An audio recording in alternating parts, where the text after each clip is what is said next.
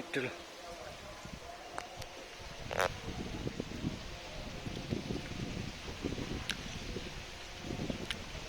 কি মনে করতেছেন? আমি খুব টক খাইতে পারি, আসলে কিন্তু না।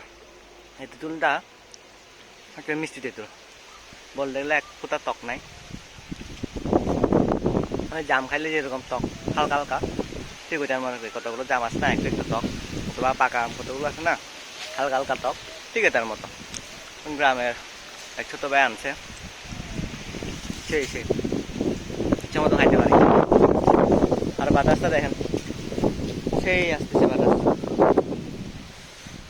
এখানে রোদের তাপমাত্রা খুব কম পাওয়া যাচ্ছে, কারণ সেই বাতাস রোদ থাকার পরেও বাতাসের কারণে এখানে তাপমাত্রা একটু কম। এখানে তাপমাত্রা মেবি এই মুহূর্তে এখন 30-এর কাছাকাছি বা 30-এর নিচে হতে পারে। পুরো সেই এটা